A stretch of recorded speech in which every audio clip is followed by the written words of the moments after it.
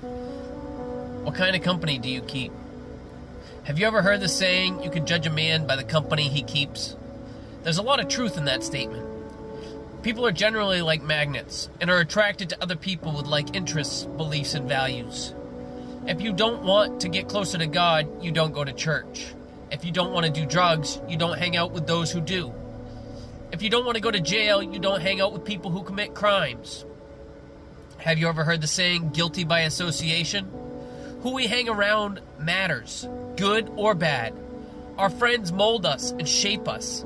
And unlike when we were kids, where we took whoever came along, now we can make conscious choices, who we want to pull into our circle, and who is better left on the outside.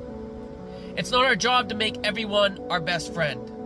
Yes, as Christians, we are called to love everyone and show ourselves friendly, but that does not mean that we allow everyone to influence us.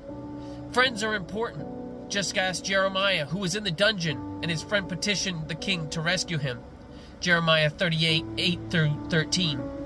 Ebed-melech went forth out of the king's house and spake to the king, saying, My lord the king, these men have done evil in all that they have done to Jeremiah, the prophet, whom they have cast into the dungeon, and he is like to die for hunger in the place where he is, for there is no more bread in the city.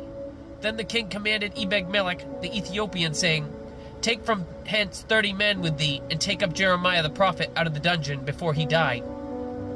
So Ebed-melech took the men with him, and went into the house of the king under the treasury, and took thence old clouts and old rotten rags, and let them down by cords into the dungeon to Jeremiah.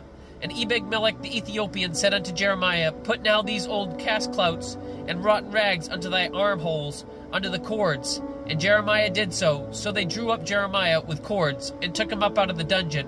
And Jeremiah remained in the court of the prison. Or maybe we should ask the man with palsy in Mark 2, verses 3-5. And they came unto him, bringing one sick of the palsy, who was borne of 4. And when they could not come nigh unto him for the press, they uncovered the roof where he was. And when they had broken it up, they let down the bed wherein the sick of the palsy lay. When Jesus saw their faith, he said unto the sick of the palsy, Son, thy sins be forgiven thee. We must surround ourselves with friends who will pick us up when we are down, who will fight through whatever obstacles stand in our way, who will tear the roof off the house to lure us to Jesus, who will get us that breakthrough we need. We don't need friends who will put us down or backstab us. We need friends who will strengthen us and encourage us. Proverbs 27:17 tells us, Iron sharpeneth iron, so a man sharpeneth the countenance of his friend.